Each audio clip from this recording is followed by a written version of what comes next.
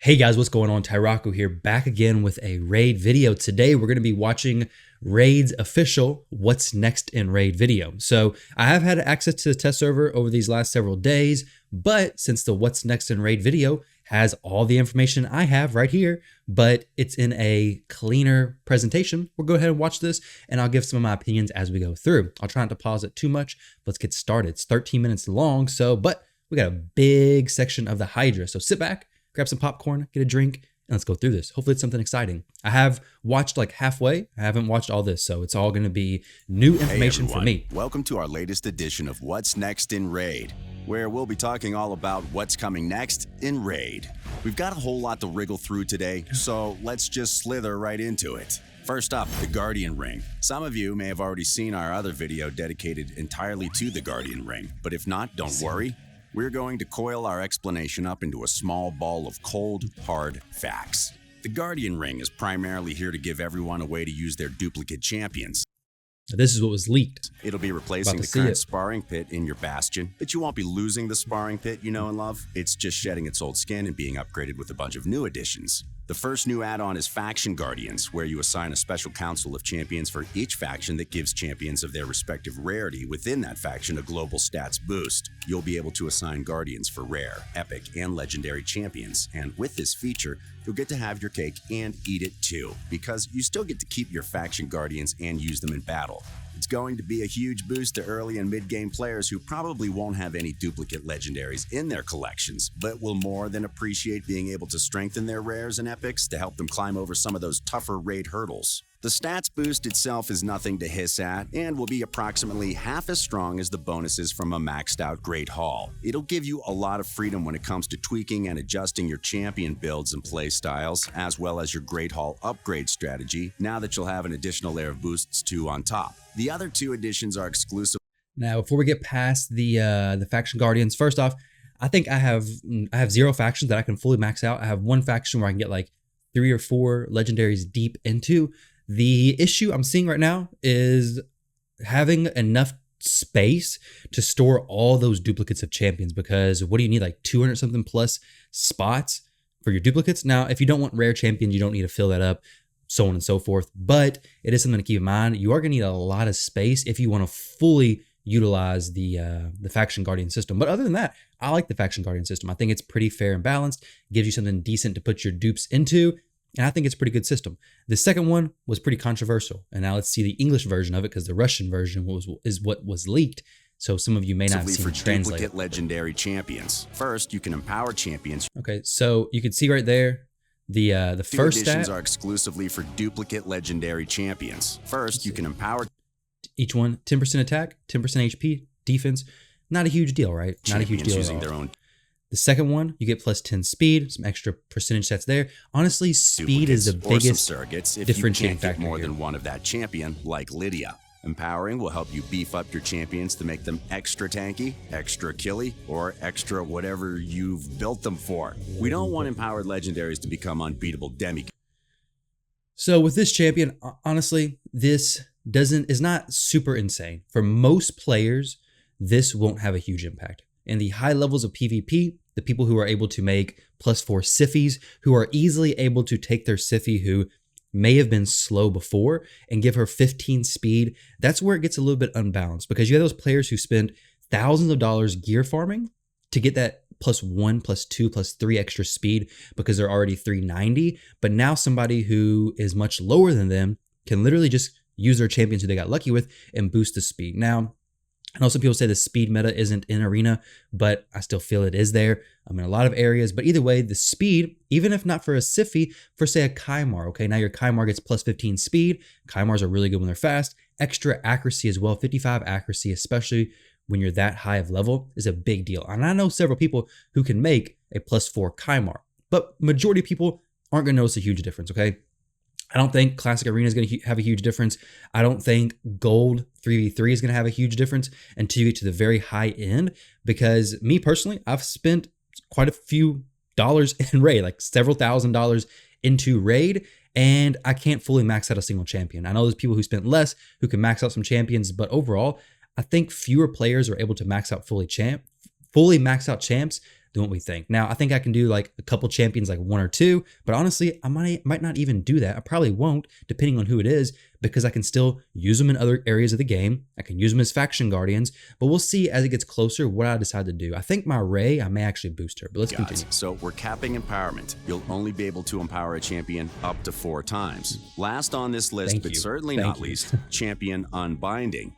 This right here is where the next few days of drama is going to come, okay? So, life tokens, sacrificing a duplicate champion, which over here is nothing like my vault whatsoever. I have far fewer duplicate legendaries, but this system needs to be fixed, okay? They need to do something about this because this is going to cause more community uproar than anything else, because honestly, this system right now is not friendly to the people who you would originally think it's going to be friendly to. Now, maybe, well, let's go ahead and see a few more seconds, okay? If you're sure you have no use Notice how much it gives you, okay? It gives you 500 life tokens, okay? Duplicate legendary champion. You'll be able to permanently release them from your service in exchange for a life token.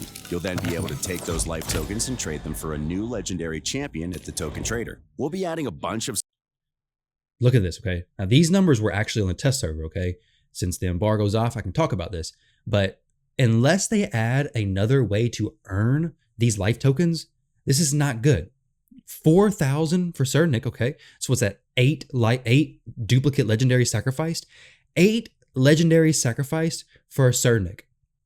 If you're going to make it that many champions, honestly, it needs to be sacrifice 8 legendaries and you get to pick who you get, right? And when I was testing on the test server, there was no difference between sacrificing a +2 or my +2 Rey, no difference in life tokens. A Void legendary champion, no difference in life tokens. All the champions were the same as far as what the life tokens give you when you're sacrificing the champions, but these champions obviously cost significantly more. Even for Manaya, what is this? 5 duplicates sacrificed for her? That's crazy, okay? Absolutely ridiculous. Now, they could add it to where you could sacrifice dupe epics. That could work, even if it's like 50, 100, that could be pretty good.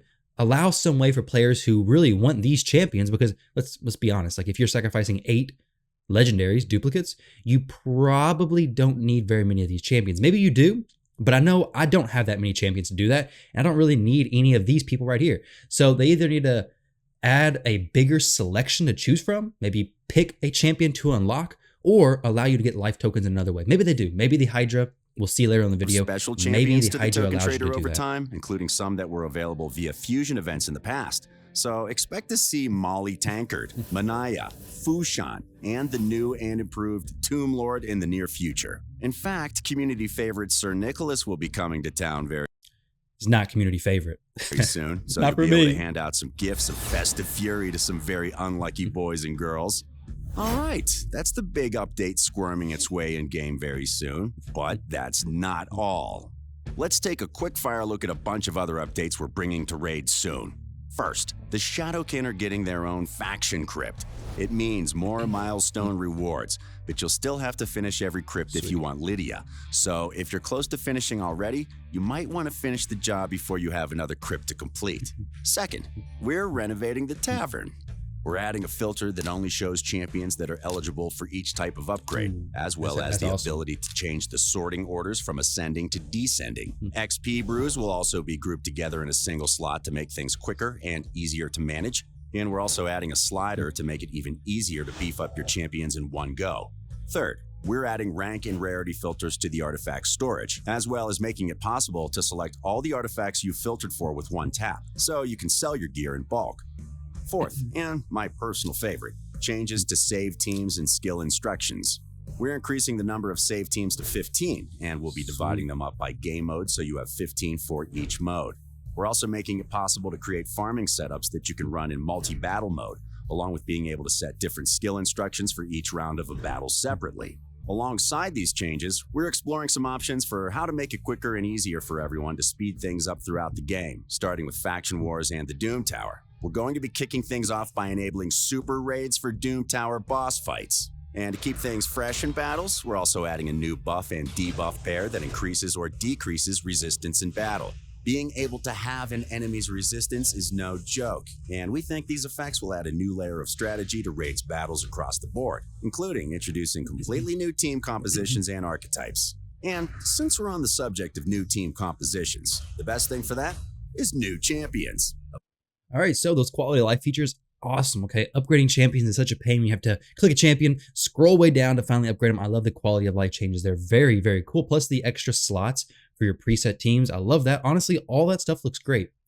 All that stuff looks great. The new faction, honestly, they've left Shadowkin not included in the faction crypts for so long. I think most of us should have a decent variety of Shadowkin champions, hopefully. So hopefully it's not super difficult when it actually does come out.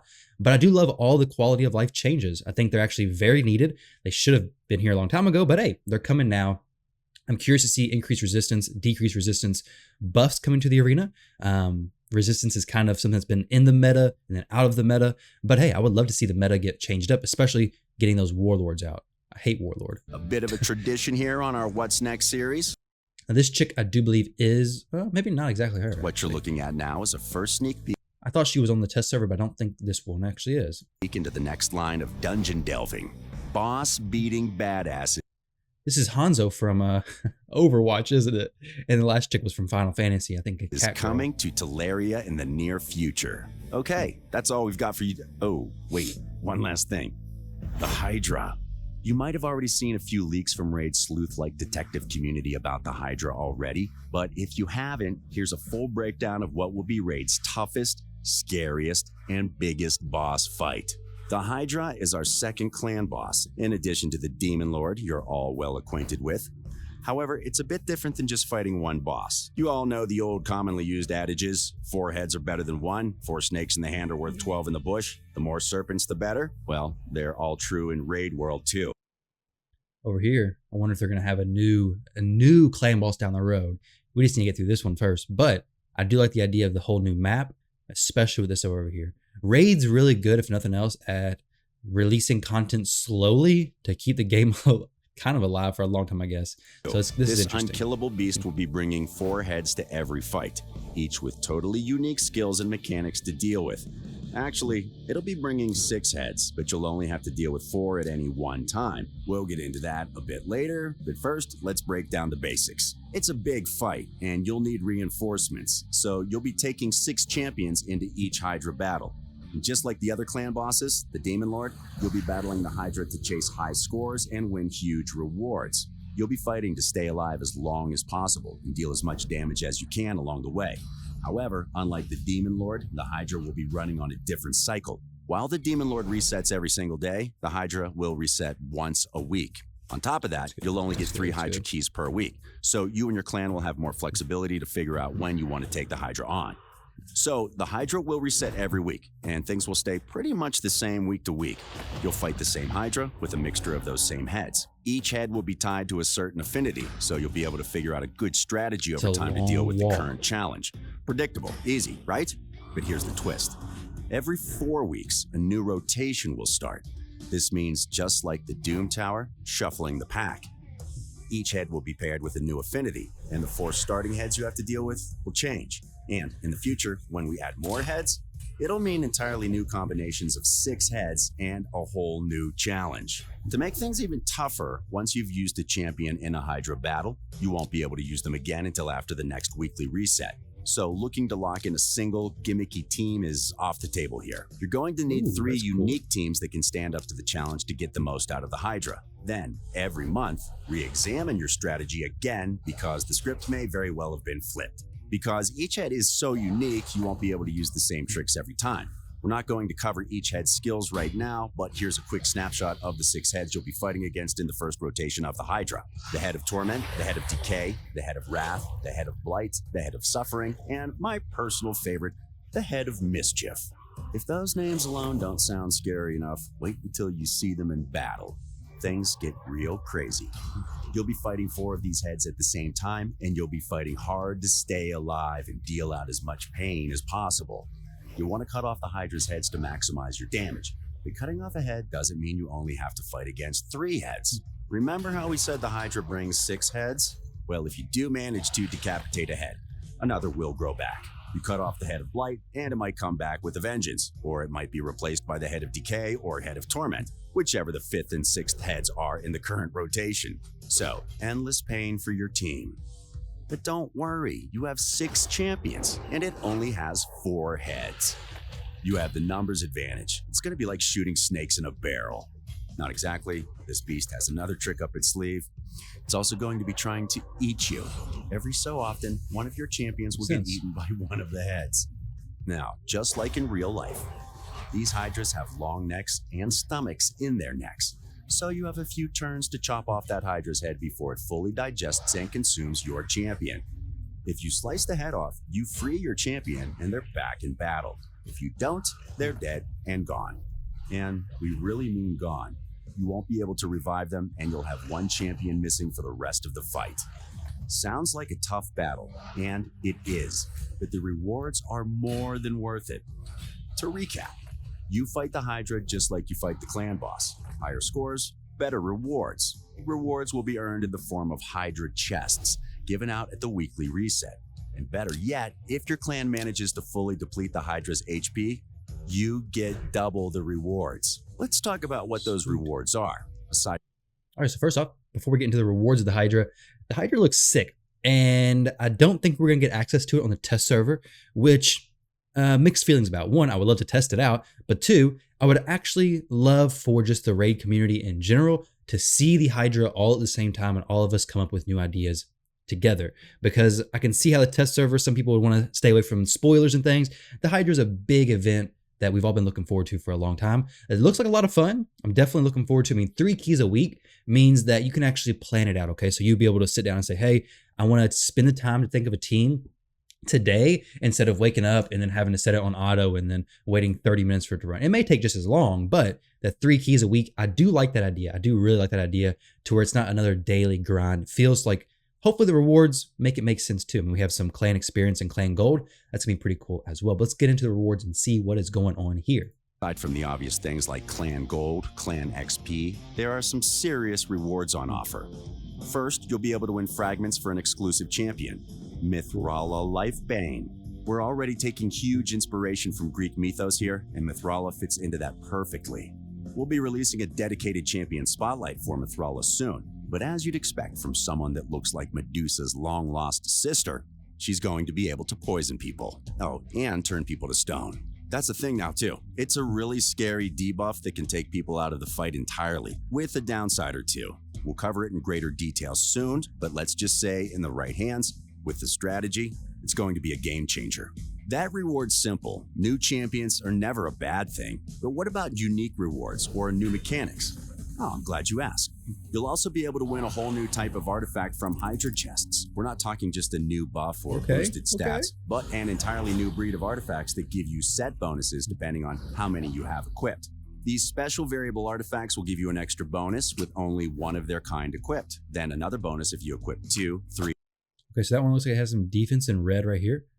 I don't know if it's saying, maybe I'm missing something, guys. Let me know if I'm missing something here. It says mythical. We're getting mythical gear in the game too. This is not legendary. This is mythical.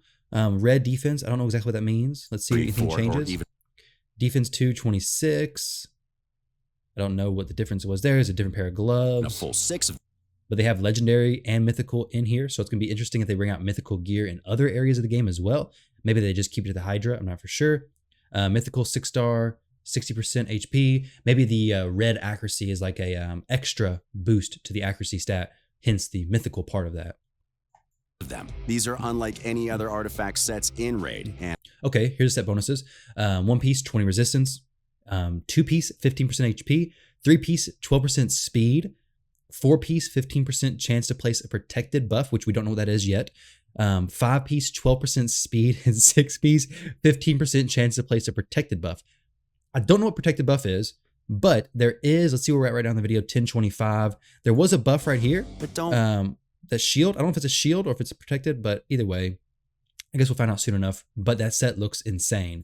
Obviously, it's not going to be farmable, as we know. So once you get this from the Hydra, I imagine people are going to really want this set, and it's going to be so good. I mean, those bonuses seem a little crazy. Especially the speed artifact boost. sets But hey, in Raid, and will open up huge possibilities in terms of artifact combos and builds. Right off the bat, I do really like that it's broken down 1, 2, 3, 4, 5, 6 versus, hey, it has to be a 2-piece or it has to be a 4-piece. This is the first time we've seen this. That's pretty interesting. They got another one. Let's check out the other one, though. This is protection. I bet you the other one's like a damage one. we'll have 2 of these special variable artifact sets. Set 1, Stone Skin. Equipping a single artifact from this set will give your champion a modest but useful 8% HP boost. Equip 2, and you also get an extra 40 resistance on top. But equip 4, and you'll get access to an entirely new defensive buff called Stone Skin, which you'll get for 1 turn at the start of the round. Stone Skin will mean your champion takes almost no damage from enemy attacks, and makes your champion immune to all debuffs except for bombs. In fact, bombs will actually do more damage as they can shatter your champion, but it's still a great trade-off for all the benefits of Stone Skin. That's if you equip 4, but equip 6 and you get 2 turns of Stone Skin, plus a boatload more stat boosts. The next set's called a protection set, and it works the same way. Equip 1, 2, or 3 artifacts and get extra stats, but at 4, the set has a chance to protect any buff the wearer casts or receives. Protected buffs can't be removed or stolen, so this set is sure to be invaluable to any champion whose buffs are the bedrock of your team. Just like the Stone Skin set, this becomes even more powerful at 6 pieces. The protection chance increases, plus you have the benefits of all the other stat boosts along the way. If the special mechanics alone weren't enough for you to want those sets, how about raw power and strength alone? Stone Skin and protection artifacts will be available in an entirely new rarity, Mythical. Mythical artifacts are a step up from legendary artifacts in strength, and you won't be able to find these anywhere else. Mythical artifacts start with all 4 substats unlocked, but one of the substats will be increased to the equivalent of a level 4 legendary artifact, meaning you'll be able to eke out a little bit more power from mythical artifacts than legendary ones. It's a small edge, but at the highest level, those small margins make a big difference. As you can probably tell, these artifacts will be incredibly versatile and useful pretty much anywhere, no matter whether you're focusing on PvP or PvE. The HYDRA is a huge update, and we'll be gradually adding more content to it over time, with awesome new rewards and terrifying new heads. And we're super excited to see what you guys think of it. And that's it. Whew, that's a lot. We hope. All right, guys, so we got a lot to take in from that video. I know I interrupted a few times. We're only 22 minutes in, so I haven't extended it that much, about 10 minutes when I'm talking. But either way, it's like a lot of exciting content. I'm wondering if the HYDRA is actually going to go only to Brutal, or if they're going to have Nightmare and Ultra Nightmare versions of the HYDRA, which I say that right now, which I have no clue at all what the HYDRA is actually going to entail as far as difficulty. But plan manages to full. It only showed Brutal on that back screen. Obviously, you typically have to scroll down, right, to see anything else. But hey, we'll see, I guess, soon enough what all the HYDRA is going to entail. Let me know what you think about everything. Obviously, I think a big thing to talk about is a token trader. I really hope they change that. 8 duplicates for a champion from the token trader is actually ridiculous. But everything else here seems awesome. The quality of life seems really good. The new sets coming out. I'll have to look at those even more. But I don't think they're going to really change too much. I mean, it's going to be several weeks, I assume, right? Now, it depends on how many pieces you can get from this each week. But I would assume it's going to take quite a while to actually get enough pieces that are good enough to actually build a set and move on with that. Now, the mythical pieces, as long as it's good as long as they keep them in HYDRA. I don't really want to see them in other areas of the game because that adds just another layer of RNG. Basically, you get a legendary and one of the stats are already boosted more. That means you're going to be farming for speed gear with mythical boosted stats to the speed substat or whatever substat you're looking for. And it's just going to be a pain. So hopefully they keep that in the HYDRA. I do like that idea. Overall, everything else, first look, seems pretty interesting. Let me know what you guys think down below. Mithrala, I'm interested in seeing how she looks. And the token trader, not a huge fan of. The duplicate system, the empowering champions, I don't think it's going to be a huge deal. And the faction guardians, I think is pretty cool. Now, the token trader could go from meh, not really going to be used, to absolutely incredible if they add some more accessible ways to get it, guys. But either way, thank you all very much for watching this video. I hope you enjoyed, and I will catch you all in the next one.